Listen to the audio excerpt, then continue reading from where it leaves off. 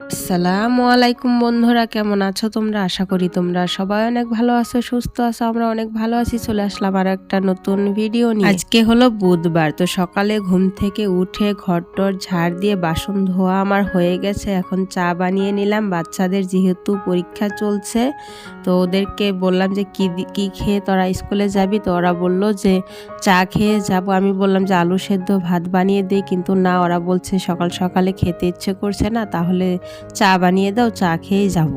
তো সেই জন্য ভাবলাম যে দোকান থেকে ভাপা পিঠে কিনে এনে ওদেরকে খাইয়ে দিই, ওরা খেয়ে দিয়ে চলে যাক, তারপরে আমি রান্না বান্না করবো। ওরা কিন্তু বেশিক্ষণ স্কুলে গিয়ে থাকবে না, যেহেতু পরীক্ষা চলছে। ওদের 2 ঘন্টা পরেই কিন্তু ছুটি হয়ে যাবে, 10টার দিকে ছুটি হয়ে যাবে। তো চাটা খেয়ে রান্নাঘরের কাজকর্ম হয়ে গেছে, গোছানো টোছানো সব হয়ে গেছে, বাসন টাসন ধোয়া তো সব হয়েই গেছে। এখন এই যে বড় ঘরে এসে প্রথমে কিন্তু আমি বড় ঘরটা একদম গুছিয়ে নিয়েছি, নিয়ে ঝাড়টার দিয়ে নিলাম। এখন যাব ছেলেদের রুমটা গোছাতে। প্রথমে বিছানাটা তুলে নিচ্ছি, তার কারণ বিছানাটা উঠিয়ে নিলে আমার মনে হয় যে অর্ধেক কাম আমার গোছগাছ করা হয়ে গেছে, এরকম মনে হয় আর কি আমার। তো বিছানাটা গুছিয়ে নিয়ে তারপরে ঘরটা ভালোভাবে একদম পরিষ্কার করতে হবে, তার কারণ 2 দিন তো বাড়ি ছিলাম না। একদম ঘর তো নোংরা হয়েছে। কালকে যে পরশু দিন এসেছি, তো 2 দিন ধরে কালকেও তো ভালোভাবে কাজ করতে পারিনি। আর আজকে ভাবলাম যে পুরো ঘরটা একদম পরিপাটি করে নিই। আর বাচ্চাদের রুম তোমরা তো জানোই এত নোংরা হয়, মানে বলার মতো না। এদিকে কাগজ ছিঁড়ে ফেলেছে, ওদিকে ফেলেছে, একদম ওই চৌকির তলটা একদম ভর্তি হয়ে গেছে কাগজ দিয়ে। আর এই দেখো ওই টেবিলটাও খুলে ফেলেছে খেলতে। মানে ওরা তো বাইরে কোথাও যায়ই না, বেশিরভাগ ঘরেই থাকে, ঘরের মধ্যেই এত অত্যাচার করে। কি করে যে এই অত্যাচারগুলো বন্ধ করব না, আমি বুঝতে পারি না। ছোট মেয়েকে নিয়ে আমি এত গোছাতেও পারি না, আবার গোছানো না থাকলেও তো একদমই ভালো লাগে না। এই দেখো টেবিলের উপরের এই জায়গাটা কত বলে দিই যে তোরা পড়াশোনা করে যাই করবি, এই জায়গাটা একটু মানে ভালোভাবে রাখার চেষ্টা করবি, কিন্তু না, এই যে কাপড় রাখা যে র্যাকটা, এটাও মানে এদিক থেকে ওদিকে নিয়ে রাখে। কি যে করব আমি বুঝতে পারি না, কিভাবে যে ওদেরকে একটু গোছানো শেখাবো। তো এই যে কাপড়গুলো ভাঁজ টাজ করে নিয়ে এখন ওই র্যাকের মধ্যেও যে কাপড়গুলো ছিল, এগুলো এখন আমার মেয়ে করে এসব, মানে ভাঁজ করে রেখে দিই। ও কিন্তু এসে এই কাপড়গুলো সব টেনে নিচে নামিয়ে ফেলে। তো ছেলেরাও তো ওরকমই, মেয়েটাও ওরকমই, মানে 3-4 জনে অগোছালো করে, আর আমি একা হাতে সমস্ত সংসারটা আমাকে গোছাতে হয় প্রত্যেকটা দিন।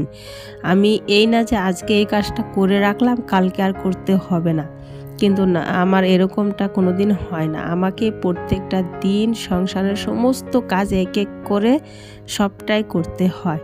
আর এই দেখো এই কাপড় রাখা র্যাকটা এতটা নোংরা হয়েছে, মানে গ্রামের মধ্যে ভীষণ তো ধুলাবালি হয়। এখন তো শীতকালের মধ্যে তো ধুলাবালি কিন্তু অনেকটাই বেশি হয়।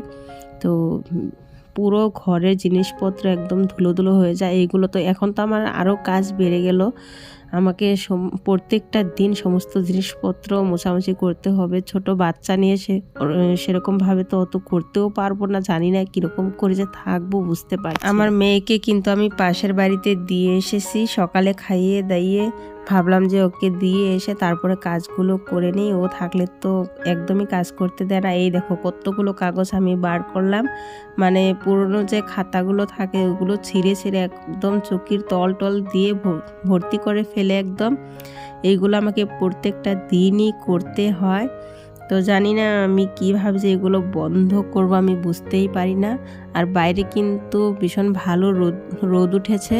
তো প্রথমে কাপড়গুলো ধুয়ে নিলে কিন্তু ভালো হতো, কিন্তু ঘরটা এত অগোছালো হয়ে রয়েছে না, একজন যদি লোক আসে তাহলে কোথায় যে বসতে দেব, কি করব, মানে বুঝতে পারবো না, এরকম অবস্থা হয়ে আছে ঘর ধরে। সেজন্য ভাবলাম যে প্রথমে ঘরগুলোই গুছিয়ে নিই, তারপরে গিয়ে কাপড় ধোবো। আর কাপড় দেখে তো পুরো মাথায় হাত আমার, মানে এত কাপড় যে নোংরা হয়েছে 2-3 দিনের মধ্যে। এই দেখো একদম একটা গামলার মধ্যে রেখেছি, গামলা উঁচু হয়ে গেছে, এত কাপড় হয়ে গেছে। তো মেয়ের জুতোগুলো ভাবলাম যে ধুয়ে দিই, নোংরা হয়ে গেছে, ও মাটি দিয়ে খেলে তো তো জুতোগুলো 1-2 দিন পর পরই আমাকে ধুয়ে দিতে হয়।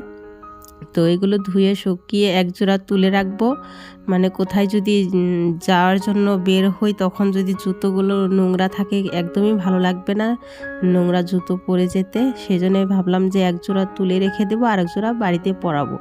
আর এমনি নর্মালি পরার জন্য তো স্যান্ডেলগুলো আছেই, তো ওইগুলোই তো পরে থাকে দিনের বেলা। এইগুলো সকালে আর সন্ধ্যায় পরাই, তাও মানে এতটা নোংরা হয়ে যায় মানে বুঝতেই পারি না। তো কাপড়গুলো ভিজিয়ে নিয়ে তারপরে ধুয়ে নেব তাড়াতাড়ি করে। মেয়ে তো পাশের বাড়িতে দিয়ে এসেছি, জানি না কখন যে নিয়ে আসবে। একবার কিন্তু আমাকে ডেকেছে নিয়ে আসার জন্য। আমি বললাম যে কাজ করা প্রায় হয়ে গেছে, শুধু কাপড়গুলো ধুয়ে নিয়ে আসবো। তো এই দেখো কাপড়গুলো তো আমি ভিজিয়ে নিচ্ছিলাম, কিন্তু একেবারে ধরছিল না। সেই জন্য এই যে অর্ধেকের বেশি রেখে দিলাম, আর অর্ধেকটা আর কি ভিজিয়ে নিলাম। ওইগুলো কেচে মেলে দেব, তারপরে আবার এইগুলো ধোবো। আর এই দেখো মেয়ের কাপড় চোপড়, ছেলেদের কাপড় চোপড়, আমার কিন্তু এইখানটায় হয়তো দুইটার মতো নাইটি আছে, আর সবগুলো কিন্তু ওদেরই, ঠিক আছে। আর এই দেখো মেয়ে কিন্তু বাড়িতে চলে এসেছে, ও আমার সাথে সাথে কিন্তু এখন কাপড়গুলো ধুচ্ছে। এই জন্যেই কিন্তু মেয়ের অনেকটাই ঠান্ডা লেগে যায়, আমারও মানে ঠান্ডা যে লেগেছে ভালোই হচ্ছে না, ভীষণ অসুবিধা হচ্ছে এখন। প্রচণ্ড মাথা ব্যথা করে সর্দি লাগলে আমার। তো বিছানার চাদর এগুলো সব কিন্তু আমি ধুয়ে নিচ্ছি। তো কাঁথাটা আজকে ধুবো না, কাঁথাটা রেখে দিছি, মানে মেলে দেওয়ার একদমই জায়গা নেই। বাড়িতে মেলেছি, পাশের বাড়িতে মেলেছি, মানে কোথায় কোথায় মেলেছি তোমরা দেখতেই পারবে, জায়গা হচ্ছিল না। ওই যে ওই গামলার মধ্যে রেখে দিয়েছি কাঁথাটা আমি কালকে সকালে ঘুম থেকে উঠে আগে প্রথমে কাঁথাটা মেলে দেব। তো এই যে আমি তো ভীষণ লম্বা একটা মানুষ, সেই জন্য এই যে তারটা আর কি তারে আর কি কাপড়টা মেলতে পারছিলাম না, সেই জন্য চেয়ারে উঠে নিলাম, নিয়ে তারপরে এই যে মেলে দিচ্ছি। তো ভালো রৌদ্র আছে অনেক, মানে সবগুলো শুকোয়নি, কিছুটা ভেজা ভেজা রয়েছে, যেগুলো বেশি মোটা মোটা ওইগুলো ভেজা রয়েছে, আর পাতলা যেগুলো কাপড় ছিল ওইগুলো কিন্তু সমস্ত কাপড়ই শুকিয়ে গেছে। এই দেখো আমি কিন্তু অনেকগুলো কাপড় চোপড় নিয়ে রাস্তার দিকে চলে গেলাম। রাস্তায় ওই পাশের বাড়িরা একটা বাঁশ বেঁধে রেখেছে, আর বেঁধে রেখেছে, তো ওখানটায় মেলে দেব। আর এই যে দেখো এখন আমি এক এক করে কাপড়গুলো মেলে দিচ্ছি, আর আমার এত যে কোমর ব্যথা হয়েছে আজকে। এই রাত্রেবেলা তো আমি ভয়েস ওভার দিচ্ছি, এখন মানে বিছানায় শুতে পারছি না, এরকম হয়েছে। ভালোই লাগছে না একদম, ভীষণ প্রচণ্ড ব্যথা করছে। আর মেয়ে তো আমার এই যে পিছন ঘুরছে, আর আমাকে কাজে এগিয়ে দিচ্ছে, ও কাপড় নিয়ে হাতে হাতে দিচ্ছে। তো ওর হাতে থেকে আমি নিয়ে নিচ্ছি, ও তো ওই যে মাটিতে শুকোতে দিবে মাটির মধ্যেই। তো এই যে কাপড়গুলো শুকিয়ে দিয়ে নিয়ে তারপরে আবার রান্না করব, ঘর মুছবো, এখনও অনেক কাজ বাকি আছে। তো এখন মনে হচ্ছে যে 10:30টার মতো হয়তো বাজে। তো বাচ্চারা কিন্তু এখনও আসেনি, ওদেরকে ফোন করেছিলাম, ওরা নাকি ওর নানির বাড়িতে গেছে, ওর বাবা নিয়ে আসবে আসার সময়। তো ভাবলাম যে ভালোই হলো, যেহেতু রান্না বান্না করিনি এখন পর্যন্ত, ওরা যদি এখন চলে আসে তাহলে তো খেতে দিতে হবে। তো একদিকে ভালোই হলো। তো ওরা তো আস্তে আস্তে 2-3টের মতো বাজবে ওর বাবার সাথে আসতে। তো এদিকে আমার কাজকর্ম সব কিন্তু কমপ্লিট হয়েই যাবে। এই দেখো বন্ধুরা, আমার সমস্ত কাপড় চোপড় কিন্তু ধোয়া হয়ে গেছে, এখন মেলে দিলাম। কোমরটা একদম ব্যথা হয়ে গেছে কাপড় ধুতে। আর এই দেখো ওই জানলার মধ্যেও কিন্তু অনেকগুলো মেলে দিয়েছি, মোজা, আমার মেয়ের কাপড়গুলো। আর ওই যে বেড়ার মধ্যেও কিন্তু দিয়েছি, জায়গা হচ্ছিল না। আর ওদিকে কিন্তু রাস্তার দিকেও কিন্তু আমি দিয়ে এসেছি। আর এই দেখো এখনও এই কটা রয়েছে, দেখতেই পাইনি। তো এগুলো মেলে দেব আজকে। একদম কোমর এত যে ব্যথা হয়ে গেছে আমার কাপড়গুলো কাচতে।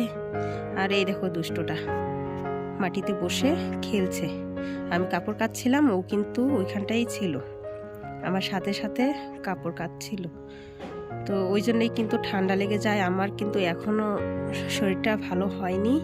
আমার ঘর দুয়ার তো প্রথমে গুছিয়ে নিয়েছিলাম। এই দেখো বিছানাটা একটু অগোছালো হয়ে আছে, তার কারণ মেয়েকে নিয়ে একটু শুয়েছিলাম সেই জন্যে।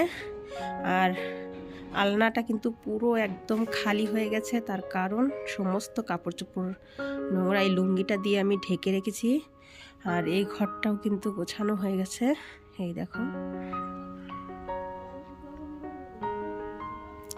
একদম পরিষ্কার। আর ওই যে টেবিলের উপরে যে কাপড়গুলো রয়েছে ওগুলো শুকনো, ওইগুলো এইমাত্র উঠিয়ে এনে রাখলাম, ওইগুলো ভাঁজ করে নিব একটু পরে, এখন করব না, একটু ভিডিওর কাজ আছে ওইগুলো এখন করব, করে তারপরে আবার রান্না বসাবো। এখনও কিন্তু আমি রান্না করিনি, শুধু সকালবেলা চাটা বানিয়ে এসব খাওয়া হয়েছিল।